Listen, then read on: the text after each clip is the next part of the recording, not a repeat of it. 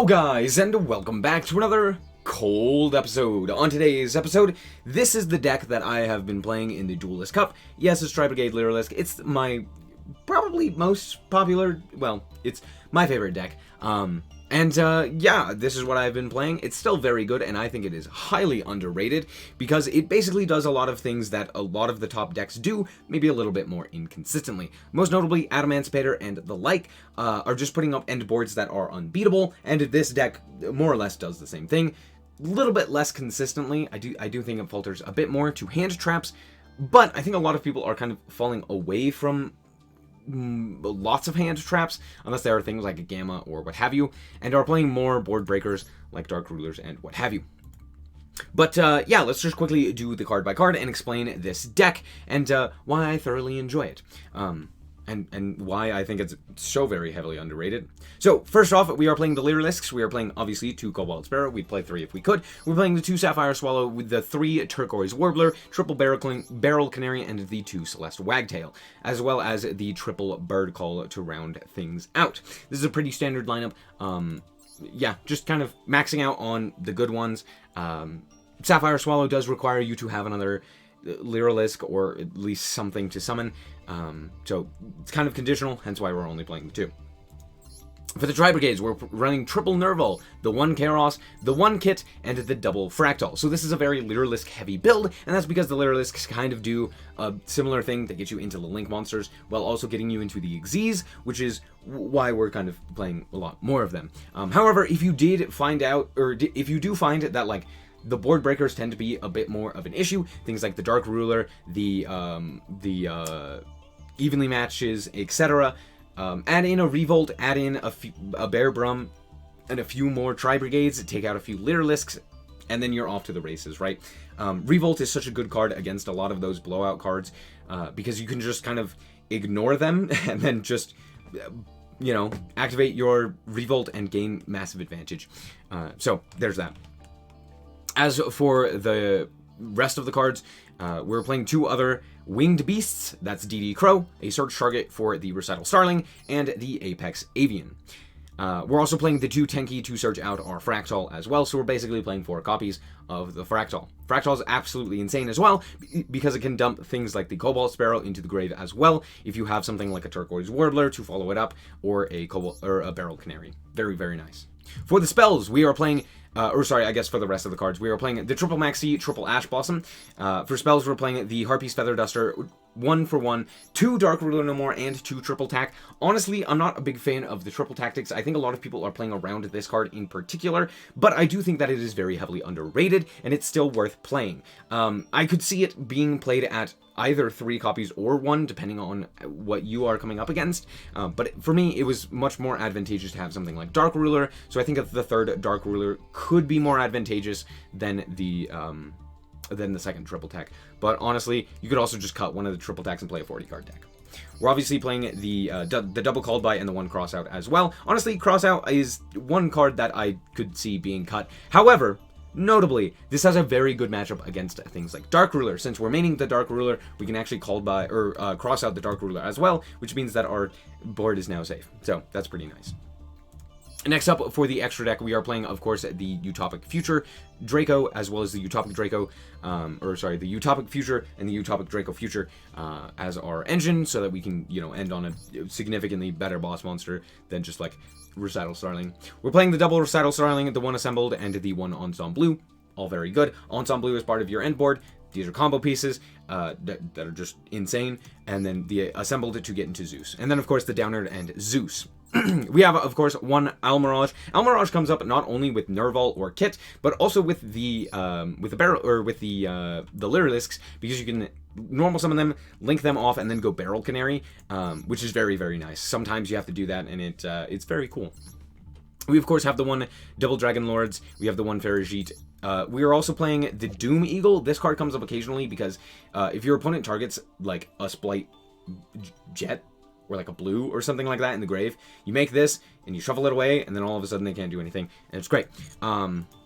So, yeah, that's there's that. Next up, we have the Smorg and then the double Shureg. Now, I play 2 Shureg. I think a lot of people are playing, like, Access Code. Honestly, I don't find it difficult to OTK. There's so many options to OTK. And more specifically, I think that most of the time, you're just winning the duel by like turn 1, so having that turn 2 option is not nearly as necessary as having a better turn 1. And Shureg comes up so often, because normally what happens is you get 4 monsters into the graveyard, you make yourself a Ferrigite by linking off 2 monsters or something like that, you then special summon out a Tri-brigade, you banish for the Shureg, you link off the Ferrigite and the Shureg in order to go for the Smorg. Shureg is then able to search out either follow-up or an additional card like Barrel Canary. So then like you send something with Fractal, you then get the Barrel Canary stuff online, and then you have your Smorg and the Xyz and stuff like that.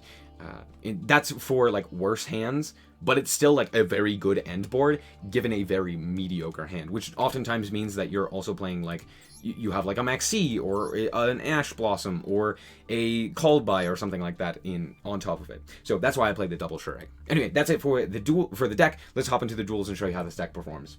All right, so here we are going second with a pretty decent going second hand. We drew the triple tack, we drew the Ash Blossom, and my opponent is on Eldlich. Well, okay, maybe this triple tack isn't going to be all that useful, but, you know, maybe it does something. I don't decide to Ash this here, but realistically I should have. I don't know why I held the Ash, I'm not gonna lie. This was definitely the Ash target. I guess I was like, oh, but this could be like Scarlet Sanguine. They already have an Eldlich on their field. Just Ash this. This is just stupid of me. But now they have a Baylor Drog. It's not gonna matter. They don't have Zombie World. I don't know why they didn't decide to go Necro World Banshee here to actually get a Zombie World, which would have been absolutely devastating, and why I should have hashed, but alas, here we are. Anyway, we're going to activate our Bird Call in order to grab up the Sapphire Swallow and then special summon out our Cobalt Sparrow, which we drew for turn. Cobalt will search out the Celeste Wagtail, and then we are going to go for the Sapphire Swallow to special summon out our Celeste Wagtail to grab up the second Bird Call.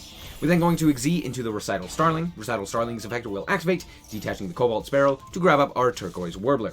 The reason we do this is because now we are going to link off into the Ferrigite using the Nerval that we normal summon. We're then going to activate the Ferrigite, and I grab the Fractal. I think Kairos was definitely the better play here. But anyway, we grab the Fractal, activate its effect in order to banish for 2 to go for the Ancient Warrior Oath. We're then going to link off into the Smorg and activate the effect of the Ferrigite, shuffling back our Triple Tactics, which isn't going to really do anything, and then, you know, draw into the Nerval. We're then going to activate our Barrel Canary. They will chain with the Hawk Arrow. We will chain with our Ancient Warrior's Oath Double Dragon Lords in order to bounce their Eldlich so that it doesn't do anything. We're then going to special summon out the 2 monsters in order to go into the Recital Starling. Why do I go Recital Starling? Because guess what? It doesn't really matter what we go for here. I don't really want to waste either of the other 2, and that's basically the main reason. And we do get to boost the Smorg as well. However, I do make a little itty-bitty mistake. I could have ended on a Zeus here if I put the Recital Starling into attack position, but in all honesty, ending on a Zeus as well isn't really all that good unless they also have evenly matched, in which case, oh well, you know? Anyway, we're going to attach another material to boost up our Smorg to 3300, add the DD Crow to our hand, and proceed to the battle phase. We're going to walk into everything that we can, and just kind of pass the turn on this. I'm going to go main phase 2, end phase, activate the effect in order to grab up our Apex Avian. So, at this point, we basically have everything that they could possibly deal with. They're going to activate their Mothman and pitch the Mothman, because of course they are. We're going to draw one and discard one. We already have the Nerval, and we're going to banish their Eldlich, which they ended up pitching off of their Mothman, which is hilarious to me, but sure, we're going to just banish it, just get it out of there. Why not? I don't want them to, like, special summon it, because he's kind of beefy. We're going to add the Kairos off of our Nerval. They're going to set Conquistador. They're going to activate Zombie World. I can't let that resolve, so I'm going to pop it. Then they are going to activate Raigeki that they had set, which is, well, there you go. Didn't really matter, though, because we know everything that they have, and in all honesty, a single pop isn't enough. It's just not going to be enough. Now, they could have also activated the effect of their Elixir of Black Awakening, had they just set a second Elixir, a second Golden Land. They could have had a Hawk Hero as well, which it could have been useful. It wouldn't have been. I'm just lying to you. We draw the Triple Tactics, which I don't need this in this matchup. Anyway, we're going to special summon out the Turquoise Warbler. They're going to activate their Elixir and just have it be sitting there. I don't know. I like the artwork. I guess that's probably what they're doing. Anyway, we're going to go for the Celeste Wagtail in order to grab up the bird call. Now we're going to tribute summon for the Mist Valley Apex Avian. Why do I do this? I need to force out the Conquistador, or more specifically, I need to have an out to the Conquistador here. I don't necessarily need to, but I think it's the best play overall, just having that out and forcing it out of my opponent. My opponent decides to immediately go for it, which is great, because now we can negate it, we can bounce this card back to hand, and now we can use it as fodder for Kairos. But first and foremost, we're going to grab up the Barrel Canary and special summon out the Cobalt Sparrow, and at this point, the game is more or less over. We have like a million ways to lethal, you just gotta get there. So we're gonna go for the Kairos here, activate the effect, we're gonna go 1, 2, 3, 4, and go into the Shureg. Shureg is then going to banish their Eldlich, and I sure hope that they play 3. However, if they play 3, well, it doesn't matter. Yeah, that's lethal. What we could have done there is we hadn't normal, we had normal summoned, but what we can do is we can just, exe off into our, well, a myriad of things, and then just attack for lethal. So, there you go. Alright, here we are going first, but this is less a showcase of my deck and more a showcase of what not to do with my opponents. However, this is still going to be a good lesson for this deck because it does show you what to do with a lesser hand, with just like a worse hand. We did draw the Called By, we also drew Turquoise Warbler as well as another Lyrilusc, which is great. That's kind of all you need. So we're going to go into the Barrel Canary, Turquoise Warbler, Barrel Canary into the Recital Starling. Recital Starling's effect will activate in order to grab up the Nerval here. We're going to normal summon the Nerval, and then link those off into the Fetagite. Nerval will trigger, and we will add to our hand the Fractal. Fractal is important here. So we're going to special summon out the Fractal. We have exactly 4 monsters that we can banish, so we're going to go for the second Shureg. This is why we play 2 Shuregs. Shureg has an effect here, where if it is sent to the graveyard, just in any way, you can add a Beast Warrior or Winged Beast monster from your deck to your hand whose level is less than or equal to the number of banished Tri-types. So, this basically means that we can add any of our monsters from our deck to our hand. Invaluable. So, we're going to go and then link off into the Simorgh, and also Shureg is notably a Winged Beast, so there's that too. So out comes the Simorgh. We're going to chain block with our Ferrigite in order to grab up the Barrel Canary. Then we can activate the Fractal, and since we haven't actually activated the Barrel Canary, we can activate its effect in order to bring out the Cobalt Sparrow that was sent to the graveyard with Fractal. Cobalt Sparrow will add the Sapphire Swallow, and then we can go into Recital Starling, activate its effect in order to boost up our Simorgh, and activate the effect again in order to grab up the Celeste Wagtail. We're going to special summon both the Celeste and the Sapphire in order to add the Bird Call. Next up, we can link off, or exe off, into the Assembled Nightingale. Realistically, this could be either the Assembled Nightingale or the Ensemble, depending on what you value more. I really highly value the Ensemble, so I keep that in the extra deck, and instead decided to put both of these underneath a Utopic Future. Now, I could have also just gone for the Ensemble and sat on that instead, but I decided to go for the Utopic Draco Future because I feel like it's more problematic for most decks to deal with. We also go for the Apex Avian here during the end phase. And with the Called By, the Maxi, and both of these, I'm feeling pretty good. We also have like an Omni Negate as well as a Monster Negate, so this Maxi is likely to resolve. We're going to activate the Maxi, and it resolves. Fantastic. I also do this during the draw phase in order to play around the triple tactics. But my opponent decides to activate the Pot of Extravagance, and, well, Dark Ruler, battle phase, evenly matched.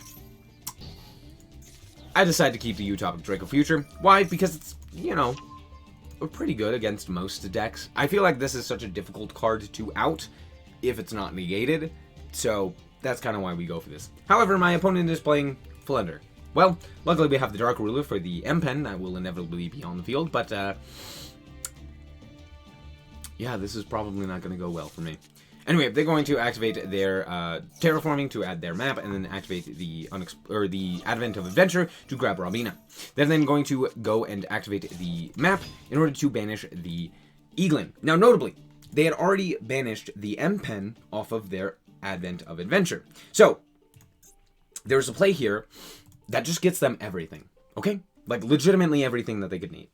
So, what they do, and this is a pretty simple play, we go Robina, search Toucan.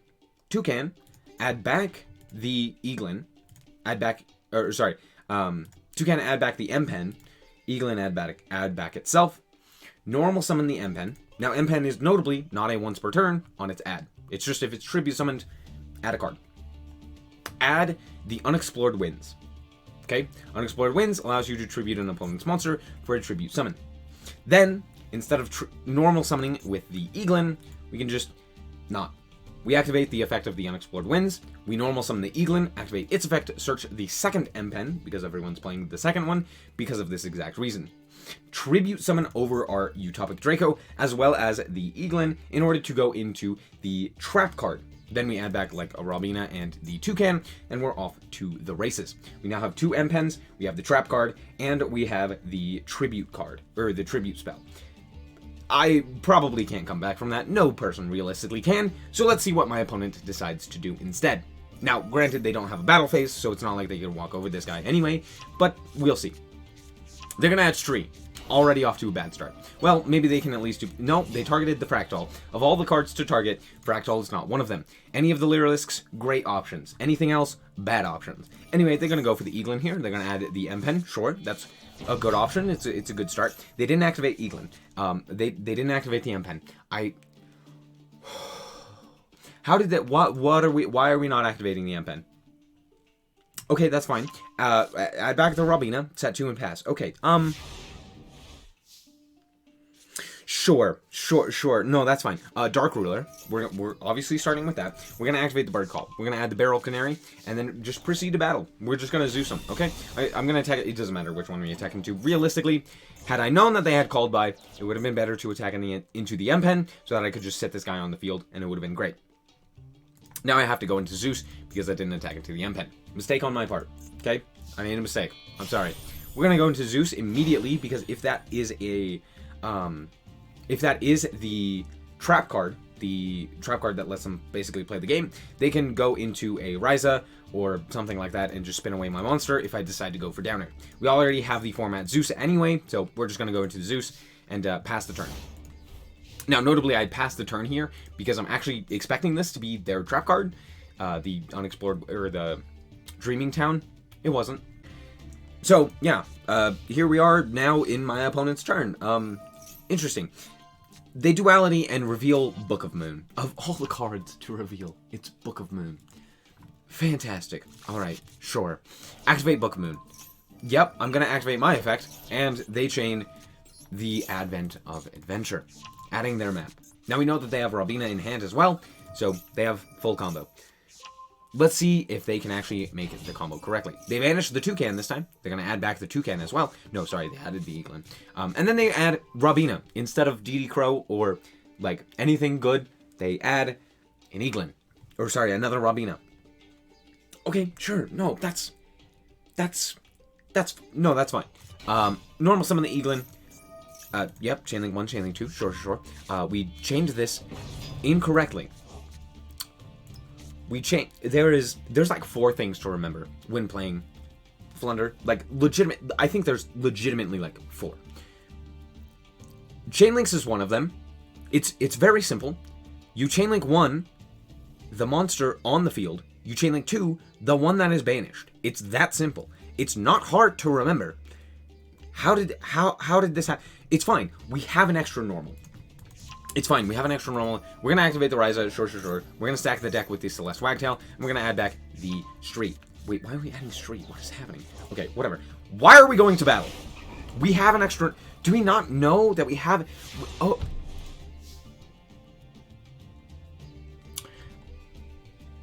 We had an extra normal.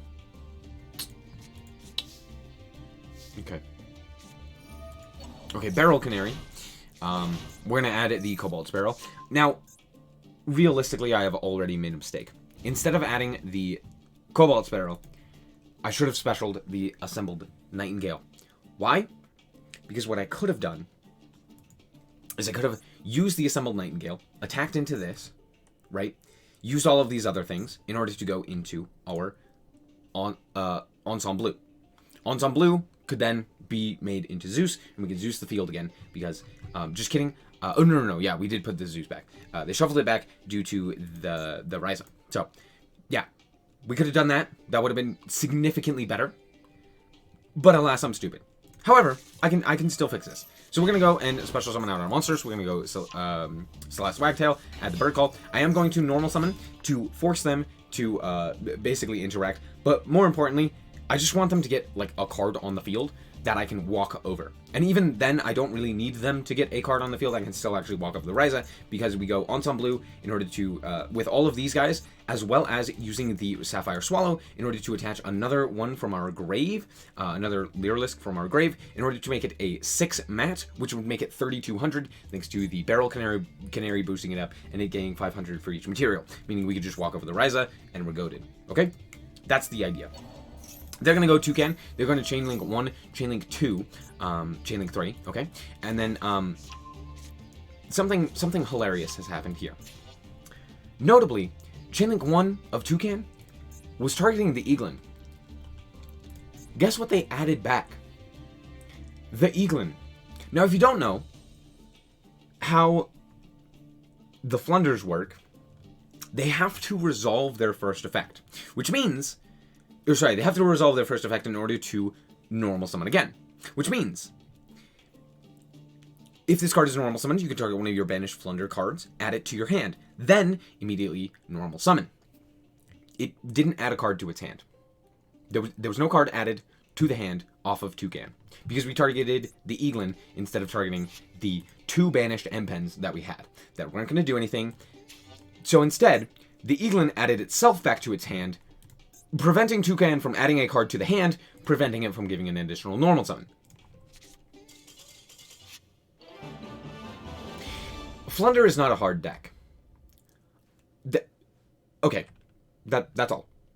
Alright, we're back with the deck, and in all honesty, I do think that this deck is very heavily slept on. I think very few people are playing it, even though it is incredibly powerful. Now, it has been meta for a very long time. Since the release of Master Duel, it has still been meta since that time, and will continue to be meta for a long time. It's still very strong. I think that maybe if we get a tier 0 format like Ishizu tier, which I don't expect to be tier 0, I expect Konami to nerf it into the ground before it's even released, but if we get a format like that, then yes, this probably won't be a top tier deck. But even currently in the meta, it's still incredibly popular and is, okay, not popular, but it's still incredibly powerful.